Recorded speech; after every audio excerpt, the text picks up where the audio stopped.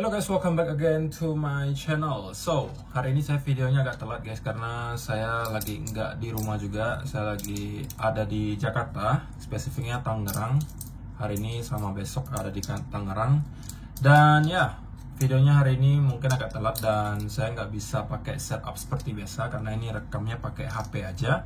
So, mungkin sampai nanti tanggal 8 Mei setupnya bakalan seperti ini. Dan mungkin saya bakalan ubah sedikit untuk videonya, cara saya membahasnya, karena mungkin kalau nggak ngeliatin chart juga agak sulit ya untuk ngejelasin ke kalian. Jadi mungkin kalian bisa bantu saya dengan memberikan pertanyaan-pertanyaan supaya nanti ada yang bisa saya bahas di video-video berikutnya. Untuk hari ini tentunya kita melihat Bitcoin berada kurang lebih di area 39.500-an terakhir saya cek, dan kemarin semalam itu sempat menyentuh 40 ribuan. Namun itu hanya sebentar dan kita sepertinya juga kembali tereject walaupun nggak banyak. Sekarang kita masih bertahan di level kurang lebih 39.500. Sebenarnya kalau kita bandingkan dengan chartnya US dollar, kita bisa bilang Bitcoin bertahan cukup baik ya, karena US dollar sampai kemarin pun itu pergerakannya masih sangat parabolik ke atas. Walaupun kalau kalian lihat beberapa jam belakangan itu udah mulai koreksi, dan itu udah merupakan hal yang wajar karena kita udah bahas di beberapa video sebelumnya bahwa kita sudah melihat RSI di chartnya US dollar itu bahkan di weekly chart itu udah terlihat overbought. Jadi akan sangat make sense kalau misalnya kita melihat terjadi koreksi dalam beberapa hari atau beberapa minggu ke depan. Dan itu yang tentunya kita harapkan gitu. Kalau misalnya kita melihat dolar melemah, maka biasanya cenderung Bitcoin akan mengalami penguatan. Dan dari segi dollar on-chain juga sebenarnya belum banyak yang berubah gitu, bahwa kita masih melihat outflow yang terjadi itu masih sangat besar. Bahkan beberapa hari yang lalu kita melihat lagi-lagi ada outflow sebesar 10.000 Bitcoin dalam kurun waktu 24 jam. 10.000 Bitcoin guys, dan kalian hitung sendiri itu nominalnya berapa. Dan kira-kira saja apakah itu adalah retail biasa ataukah itu adalah pemain besar kalau sudah akumulasi hingga puluhan ribu Bitcoin. Kalau menurut saya ya tentunya bukan orang biasa. Tentunya ini adalah sebuah institusi besar atau ya pemain-pemain besar yang menyerok gitu. Kemudian pasti muncul lagi di pertanyaan di benak kalian gitu. Lalu kalau begitu kenapa harganya nggak naik-naik kok?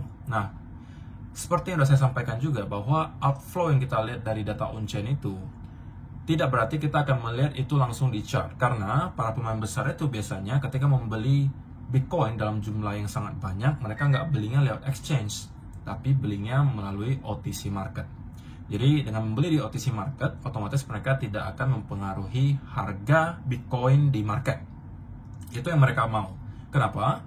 Karena kalau misalnya mereka melakukan hal tersebut, membelinya di OTC market, maka mereka bisa menyerok sebanyak mungkin sesuka mereka dengan harga yang murah.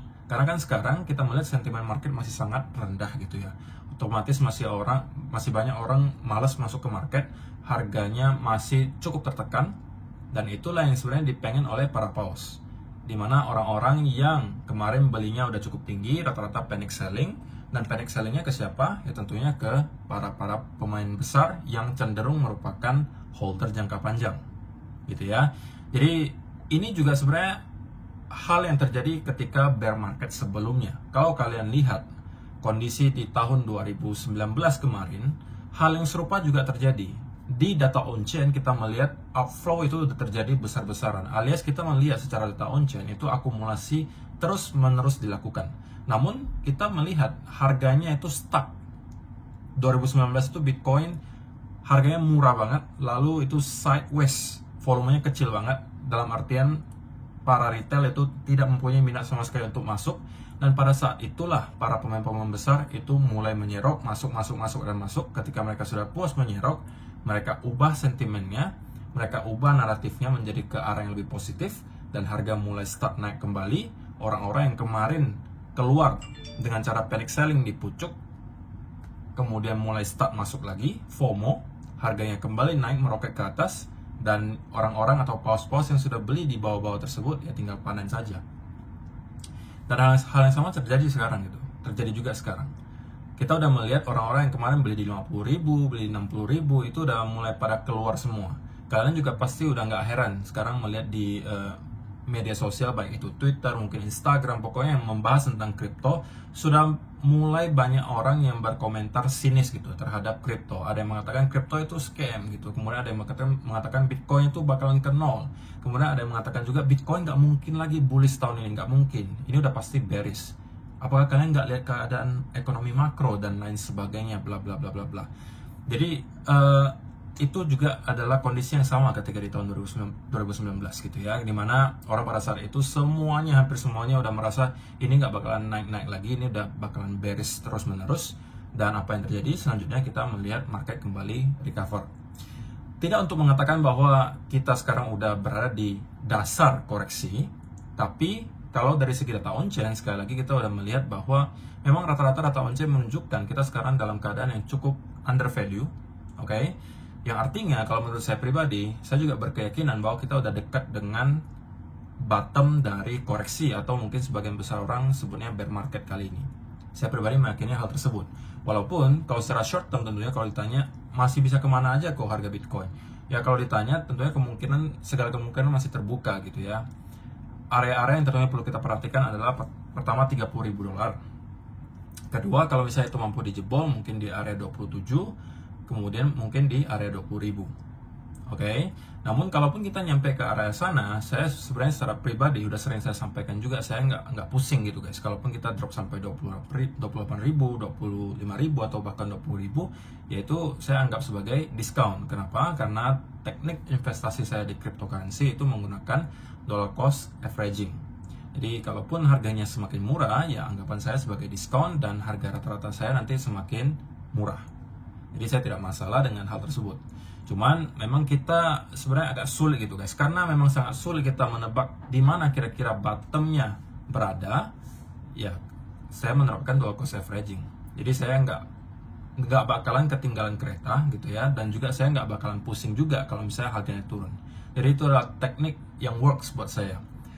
Belum tentu itu works buat kalian, jadi kalian tentunya perlu mempunyai planning yang berbeda, masing-masing mempunyai tingkat ketahanan mental yang berbeda gitu ya, profil resikonya juga berbeda-beda. Jadi kalian perlu membentuk planning sedemikian rupa. Saya sudah sering sampaikan, bentuklah portofolio kalian sedemikian rupa, kemudian planning investasinya sedemikian rupa, sampai kalian merasa kalian akan mampu konsisten untuk nge-hold dan melakukan planning tersebut sampai bertahun-tahun ke depan. Nah, kalau misalnya kriteria tersebut sudah tercapai, harusnya ketika kalian melihat market kripto sekarang, kalian nggak bakalan deg-degan lagi, nggak bakalan panikkan lagi, karena kalian sudah mempunyai planningnya. Jika senario A terjadi, saya sudah tahu harus ngapain. Senario B terjadi, saya harus tahu harus ngapain. Gitu ya. Tentunya untuk sekarang, kalau ditanya secara short term gitu ya, apa yang akan terjadi kepada Bitcoin? So far kita masih melihat Bitcoin masih mencoba gitu ya untuk break di atas $40.000 lagi. Kemarin sempat break sedikit namun ke reject. Yang udah saya sampaikan juga di video kemarin, saya pengen ngelihat ada semacam pergerakan yang lebih impulsif ke atas, kemudian diikuti oleh pattern bullish continuation. Baru dari sana mungkin kalau kalian yang pengen cari setup untuk scalping, itu baru boleh cari di sana gitu ya. Untuk sekarang menurut saya belum ada setup tersebut, karena kemarin lusa juga kita udah sempat masuk ya, karena ada pattern double bottom di lower trend line-nya, dan sebagian itu masih saya hold sampai sekarang. Jadi saya biarkan saja. Kalau toh misalnya kita mendapatkan ada pergerakan yang lebih impulsif ke atas, ya berarti saya cuan lebih banyak. Kalau misalnya tidak dan kita kembali drop ke bawah, ya saya sudah menaruh stop loss saya di area entry. So apapun yang terjadi sekarang, saya tidak akan kembali mengalami loss. Tapi kalau untuk teman-teman yang sampai sekarang belum sempat masuk gitu ya, tapi kepengen masuk ke market, kalau saya pribadi, saya mungkin tidak akan masuk sekarang gitu ya. Kalau saya belum punya posisi, saya nggak akan masuk sekarang, karena menurut saya pergerakannya tidak terlalu jelas buat saya pribadi, dan juga belum terlalu meyakinkan. Saya pengen melihat momentum bullishnya lebih jelas, kemudian disertai sebuah pattern bullish continuation, barulah dari sana mungkin saya akan masuk ke market lagi. Mungkin itu setupnya bisa jadi setup untuk scalping, atau kalian pengen swing trade, itu bisa nanti tunggu pattern berikutnya. Jadi saya rasa itu aja sih guys ya. Untuk video-video berikutnya sampai tanggal 8 Mei nanti, setupnya bakalan seperti ini. Jadi mohon bantuan dari kalian untuk memberikan pertanyaan-pertanyaan yang mungkin bisa saya bahas di video-video depan, supaya ya ada pembahasannya. Kalau misalnya saya nggak ada bahan juga kan, saya bingung mau buat videonya tentang apa gitu kan, dan juga saya nggak bisa liatin kalian chart seperti biasa karena saya cuma rekamnya pakai HP. Oke, so itu aja sih untuk hari ini guys. Terima kasih sudah menonton sampai selesai. Semoga bermanfaat video hari ini dan kita akan bertemu lagi di video yang berikutnya. Bye bye.